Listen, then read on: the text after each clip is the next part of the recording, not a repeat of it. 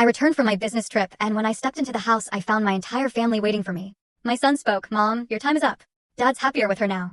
I left in utter silence and made their lives into a living hell. Can you imagine the gut punch of hearing your own son look you in the eye and say, Mom, you're not in charge of this family anymore.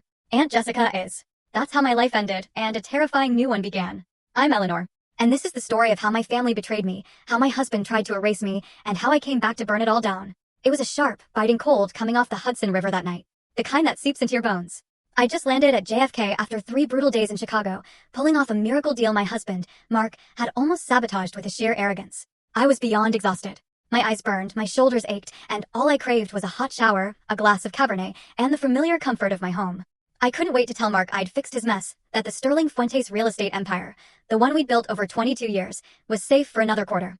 I pulled into the driveway of our Greenwich home. The living room lights were on, glowing a little too brightly against the dark, frost-covered lawn. It was strange. Usually, the house was quiet by 10 p.m. Mark would be in his study, and our son, Jake, would be off with friends or glued to a game.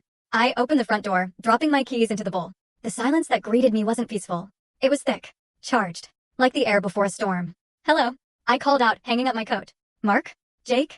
I'm home. Then, a voice drifted from the living room. My mother's voice. My stomach clenched. Mom, Carol, lived 40 minutes away. What was she doing here on a Tuesday night? A sudden, chilling panic seized me. Had something happened to my sister Jessica? Was someone sick? I rushed towards the living room, my heart hammering against my ribs. But it wasn't a medical emergency. No, it was a tribunal.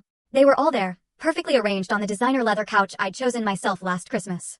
Mark, my handsome, charming husband, sat in the center. Impeccably dressed, but he wouldn't meet my eyes. To his left, my mother, Carol, her posture rigid, hands clasped tightly. To his right, Jessica, my younger sister. And in the armchair next to them, my son, Jake. The atmosphere was suffocating. No one was crying. No one looked sad. They looked resolute. What's going on?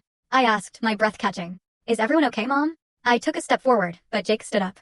He didn't come to hug me. He planted himself like a security guard, blocking a door.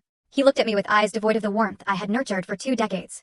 Mom, sit down, Jake said. His voice was cold, deeper than I remembered, stripped of all affection. You need to listen, and you need to not make a scene. Jake, you're scaring me. What is this? You need to accept a new reality, he continued, reciting words that sounded rehearsed. You're not in charge of this family anymore. My head snapped to Mark. Mark, why aren't you saying full story on the channel? Link below. Click now and watch what happened next.